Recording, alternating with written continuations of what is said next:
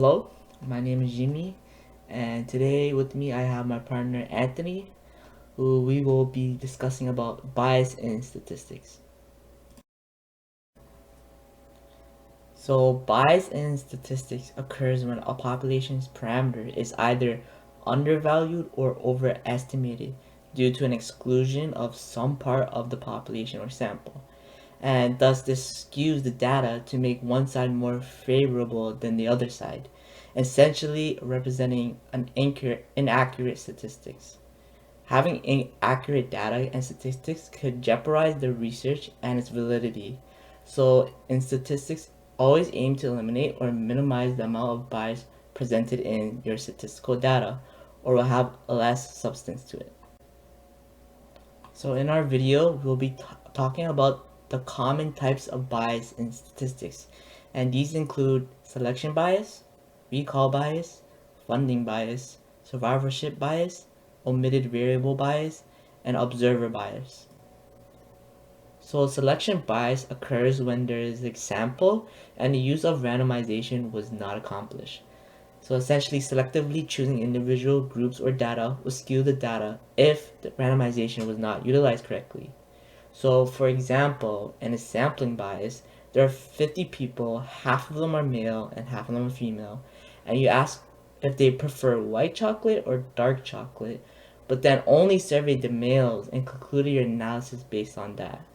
This would give a misrepresentation of the 50 sample that you sampled because you only asked the 25 males. So here we have another bias that is presented in statistics, and this is called the recall bias. And this happens when participants who are asked to remember or to recall specific things that had happened previously, such as events, memories, or details, and they cannot remember. And another bias that presents itself when dealing with recall, specifically known as recency bias, where participants will favor more recent events rather than older events.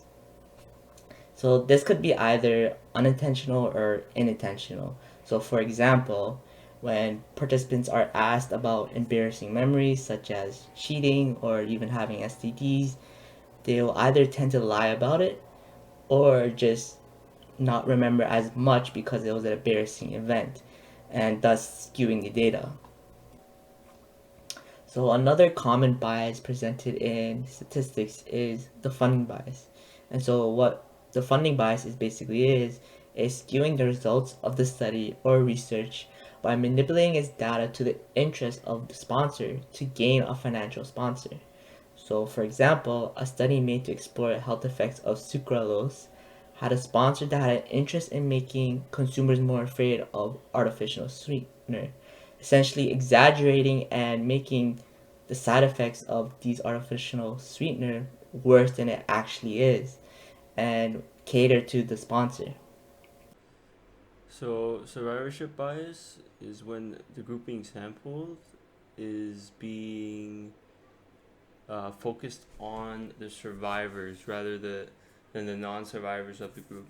So, an example that demonstrates this type of bias would be Bill Gates, Mark Zuckerberg, and Steve Jobs, who were all individuals that decided to drop out of school to start up their own businesses and would eventually make them very successful in their career.